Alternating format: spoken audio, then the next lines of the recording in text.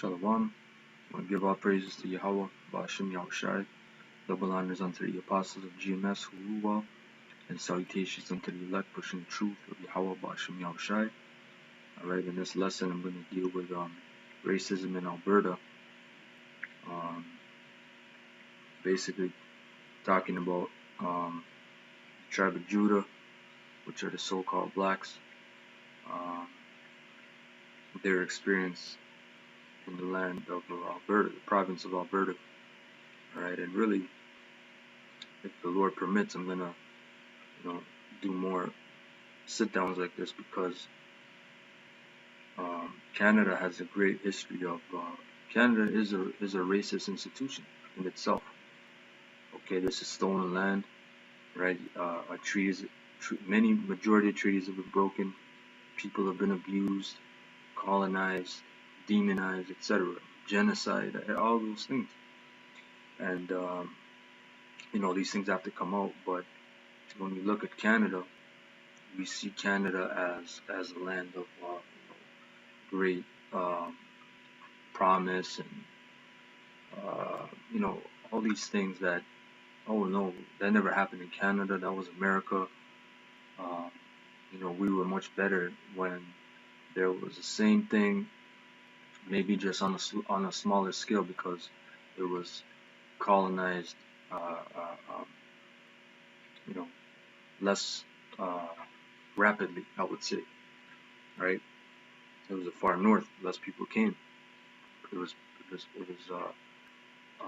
populated, much slower than the Americas. But the same thing happened. You still had slavery, okay? You still had genocide. You still had disease warfare. You still had residential schools and all that, man. You had slavery in Upper and Lower Canada. You had slavery in Quebec, which was, back then was called New France. You had slavery down here, they call Lower Canada, or Upper Canada, my bad. In the Niagara region, Nova Scotia, right? And then even after slavery was, abolished, you still had a lot of, prejudice and racist shit that was happening, which still happens to the Israelites, which are the blacks, Latinos, Native Americans. All right. So this is from a book called Multiple Lenses. I got it from Google Books. All right. Voices from the Diaspora, located in Canada, edited by David Devine. All right. And this is from the page, I believe 30s. It's gonna show you later. But I'm gonna read. It says blacks in Alberta. Prior to the arrival of a group of African Americans from Oklahoma, during the first 15 years of the 20th century, a number of blacks resided in Alberta. One author speculates that in 1901, there were 37 black settlers in Alberta, including the well-known rancher John Ware. And you look up this dude, John Ware, who's a Judite. He was the one that came to Alberta, and from him, the cattle trade or the industry exploded from that one man. Okay, wherever Jay goes, wherever Israelites go, things blossom. Right, and Esau uses that and exploits it. And Northwest Mounted Police Officer Mr. Bond, another prominent black of that time, was Dave Mills, an invaluable interpreter who worked for years with the government as an employee of the Indian Department. Migration of African Americans from Oklahoma. Near the beginning of the 20th century, change was abundant on both sides on the border, and just as the United States government was eager to settle various regions, so too was the Canadian government. The Canadian government undertook an aggressive advertising campaign to attract settlers to the prairies, and the message was well received by blacks who were all too eager to escape the increasing rancorous climate of Oklahoma. Seduced by the promises of cheap land and the North Star myth, several blacks made the trek north to explore farming possibilities. As the Oklahoma blacks soon discovered, Alberta, much like the rest of Canada, was not quite the bastion of freedom and opportunity that they envisioned. They faced the challenge of not only taming a rough and unforgiving land, but as well encountered a harsh climate of intolerance and resistance. Right? The same shit was happening. Right? Um, the only difference with Canada is, like I've been saying for years, man, Canada just is much, much, much better at hiding its folly, right? Its wickedness. It's much better. It just puts it under the rug, sweeps it under, and just covers it. It is much better. But all this information is coming out. Who knew about residential schools widespread, in the early 90s, in the early 2000s, really, right? It was when YouTube came out and all these documentaries and documents started to come out, right? People could look at it on their phone, on their computer. It was widespread. It was like a floodgate. Who knew about slavery, right? All these things are being brought out, right? And I'm going to read this here.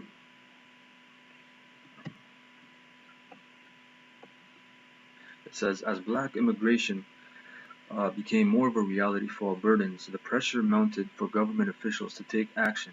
Frank Oliver, the Minister of the Interior at the time, faced increasing demands for action as blacks were expressing an interest in immigrating to his home riding in Edmonton. Oliver enlisted the help of W. J. White to travel down to Oklahoma to investigate the extent of black interest in Alberta.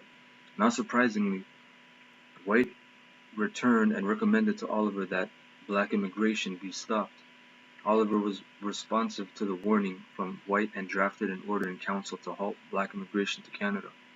Somewhat luckily for Canada-bound blacks at that time, U.S. and Canada relations were very sensitive. The countries were trying to negotiate a free trade deal, and Canada did not want to offend by turning away American immigrants. America's intention with black immigrants was certainly not noble.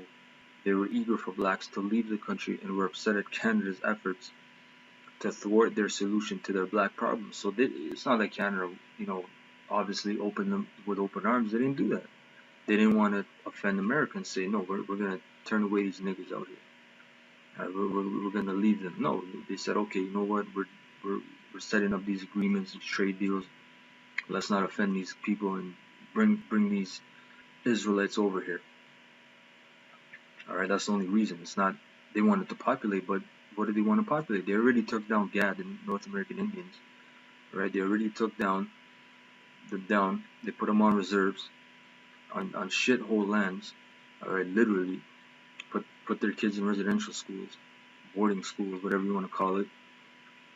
And they had this massive land, right? Saskatchewan, Alberta, Manitoba, all these great fucking lands, vast lands. And they said, no, we gotta populate them, but they wanted to populate them with Edomites, of course, not a bunch of niggas, man.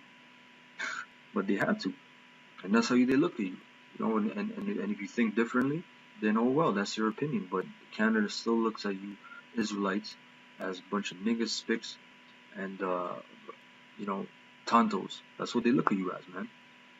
To this day. All right. It says, sensing the potentially disastrous political implication of the order in council, Prime Minister Wilfrid Laurier said that the order could not be passed as the Minister of Immigration had not been present at the vote. The Canadian government did not give up on determining or deterring black immigration. The effort simply became covert. See? Covert. They were hiding it.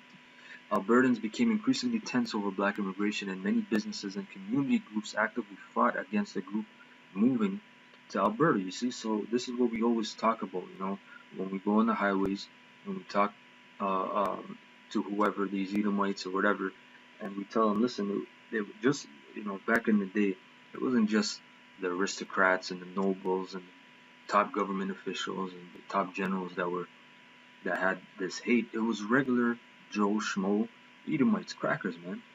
It was regular Edomites. It was your business owners. It was your shopkeepers. It was your farmers and ranchers. It was your regular soldiers. It was your regular maids. All these regular people, man, housewives. They despised the Israelites, and a lot of them were involved in genocide. It was regular Edomites, man. Right? It says, the Edmonton Board of Trade played a major role in lobbying against black immigration and circulated a petition that was signed by roughly 3,000 people and endorsed by the Morinville, Calgary, and Fort Saskatchewan Boards of Trade. The petition demanded a shocking head tax of $1,000 per immigrant. See that? For that time period? You know how much money that was? The petition, the Ministry of Immigration developed stringent medical exams, and doctors were offered bonuses for every black they turned away at the border. Prominent Albertans, including the Secretary of the Imperial Order of the Daughters of the Empire,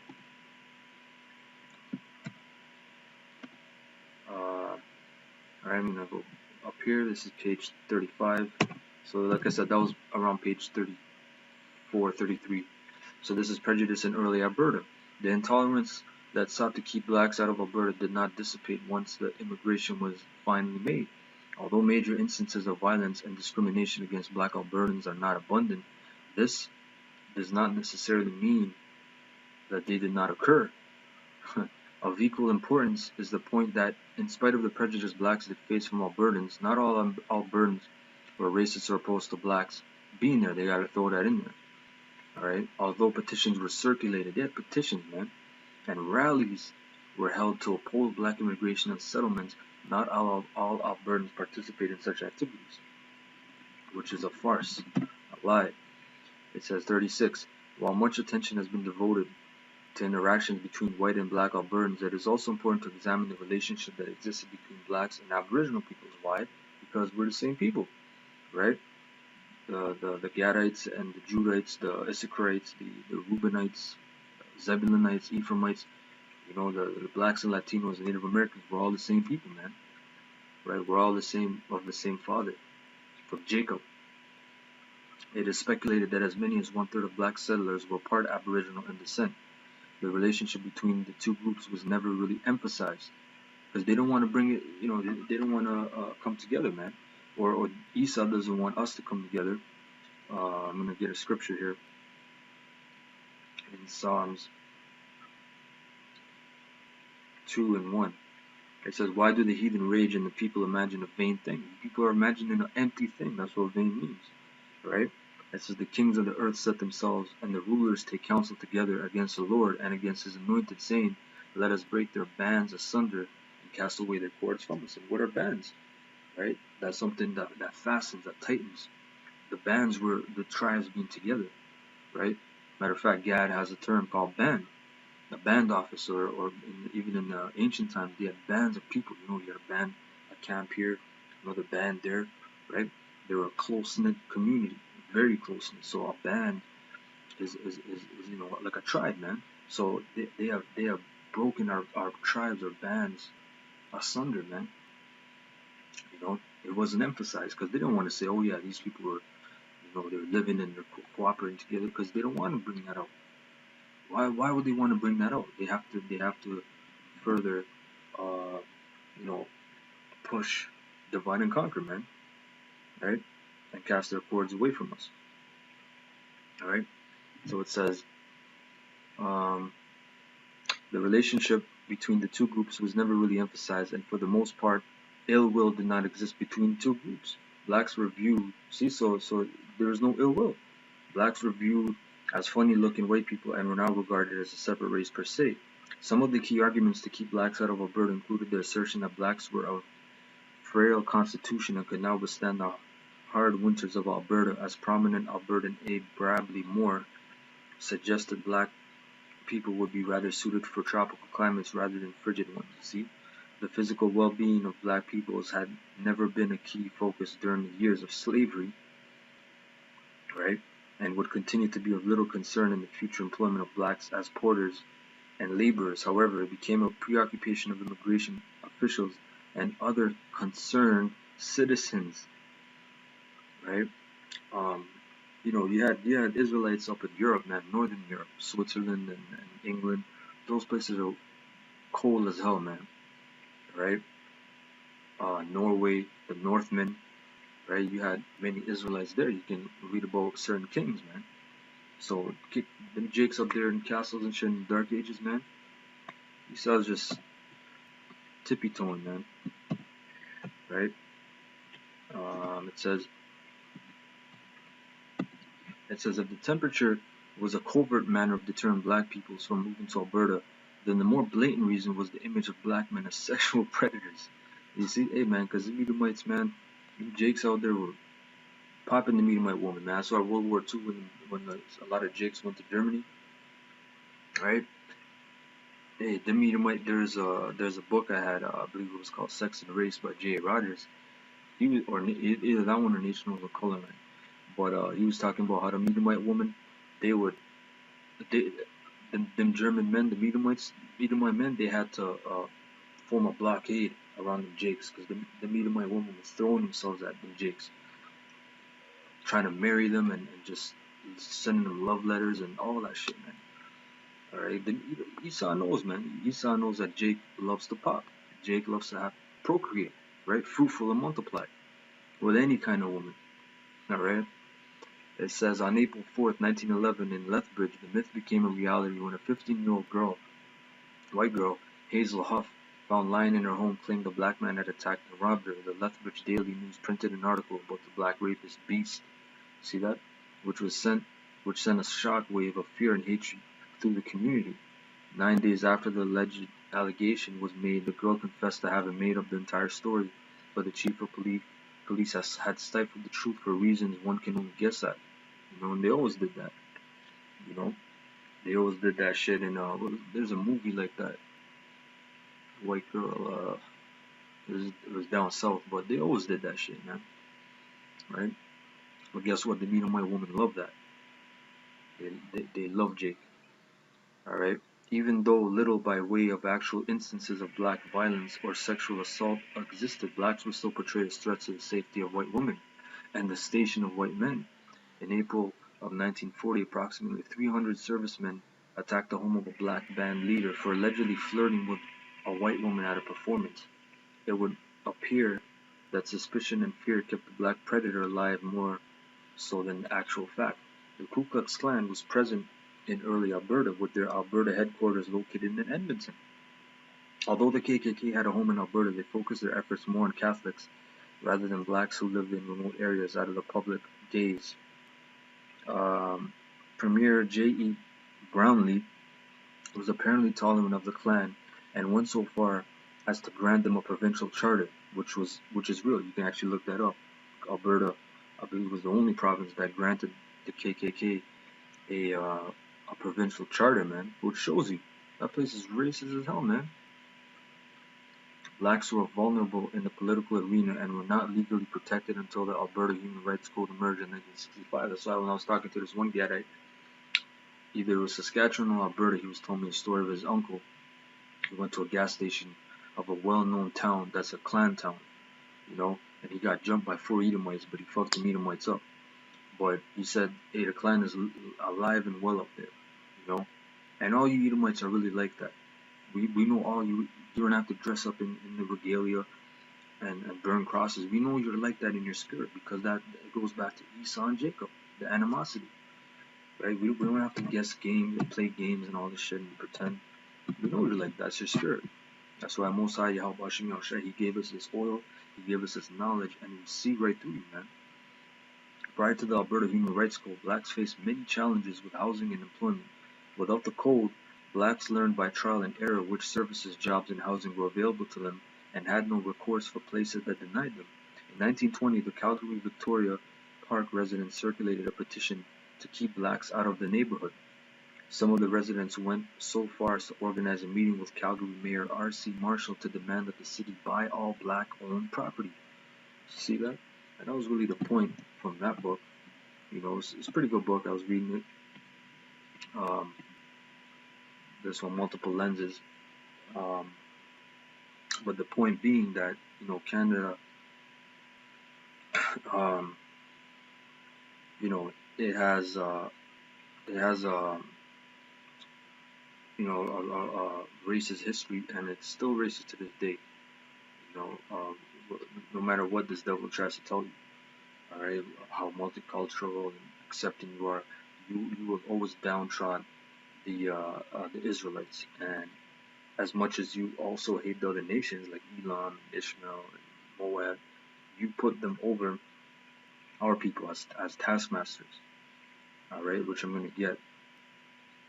All right, that's why even Esau has his racial, derogatory terms for Chinese and Arabs and this. Guess what? He still knows that the Israelites are at the bottom of the bottom. This is Deuteronomy 28, verse 43. The stranger that is within thee shall get above thee very high, and thou shalt come down very low. You see that? So the strangers, man, the Moabite man, the Chinese man who come not even 1 year in this country, can't say 2 sentences in English, but he'll have a convenience store, he'll have a Chinese restaurant, he'll have some kind of business. He'll get a grant from the government, he'll get a loan from the bank. But you Israelites that were here for scores of generations, you can't do shit, man. Right? Verse 45, or verse 44, he shall lend to thee, but thou shalt not lend to him, right? What is the saying? As the saying goes, the borrower is servant to the lender, right? Because they don't just lend you, oh yeah, pay me back when you got it. No, they lend upon usury, upon interest, and they put you in debt, right? He shall be the head, and thou shalt be the tail. You see that? Moreover, all these curses shall come upon thee, and shall pursue thee, and overtake thee, till thou be destroyed, because thou hearkenest not unto the voice of the Lord thy power, to keep his commandments and his statutes which he commanded thee. And they shall be upon thee for a sign and for a wonder, and upon thy seed forever. So with these curses you can identify who the biblical Israelites are. That's why when we go on the highways, we have the 12 tribes sign. You always have people come up and they ask, how do you get that? Where did you get that? Where's that in the Bible? We can go in Deuteronomy 28, from verse 15 to 68, and we can go line for line who the Israelites are. That's why it says, these curses shall be for a sign and for a wonder. Right? So when you read these curses, you say, hold on, who do these curses apply to? Wow, it's the blacks, Latinos, natives, right? Because it says it's for a sign. So we gotta point out, these curses, these are the people. That's the sign right there. And for a wonder, because y'all, all these nations are wondering, man, what the hell's wrong with these people? People are lazy and blah blah blah, right? When we're the greatest innovators and laborers on the planet, right? They call us lazy and drunk and drug addicts, welfare recipients, but yet you can't figure out how we built the pyramids, man. We built the damn fucking pyramids, all the temples, all these ancient wonders in South, North, and Central America that your archaeologists are still trying to understand what the hell's going on. And the last thing I'm gonna get is this. I want to get on the computer, but my Wi-Fi is out. This is, you can type this in Google Images or web. It's called "We Want No Dark Spots in Alberta." I believe this is from a newspaper, right? An old newspaper. And I'm just going to read it. It says, like the province of British Columbia being called Yellow British Columbia, our own province might be called Black Alberta, and therefore I think the time has come when immigration should be made a subject of personal control. We have our personal rights, but we want not only those that we have got, but also personal rights as to who we want living alongside of us and who we do not. There are 3 classes of people who come to the country. The first class come and intermarry with us, and of course these are the kind which we want, and in fact we will cry out for them. The second class merely come and do not engage in as much activity as the first class. We cannot say anything against this class, and we are glad to have them here, but we do not receive them with as much enthusiasm as the others. Then the third class, and here I can refer to Alberta being called Black Alberta. We do not want to have this name attached to us, nor do we want to have the province black in spots. I can only see one way out of this difficulty, and this is to put the present government out of power and bring in one who will listen to our pleas. The present government is, can't read this, it's old as hell, man, is useless. Anyway, if we had personal rights in this respect, I do not think the province would stand for an invasion of colored people. Way down in Ottawa, they do not think of the matter as seriously as we do, and therefore the interest is lacking. This is from a newspaper, man. So they don't want Jake, man. They don't want you Israelites near them. They still don't want your ass. So you're begging the white man for rights. Black lives matter. Native lives matter. Brown lives matter. You're like a child begging to be seen, man. And he's still killing you. Why? Because you're the people of the curses, and you're still serving your sentence, man. Your curses are still upon you. All right, you have to accept these curses, and you have to come back to your heritage. All right, being an Israelite, man. Alright, so with that, I want to say Kal Halal Yamla Yahweh Shem Yahushai, double honors unto the apostles of GMS who rule well, and salutations unto the elect. Alright, may Yahweh Shem Yahushai bless your brother's faith. Alright, until next time, I say Shalom.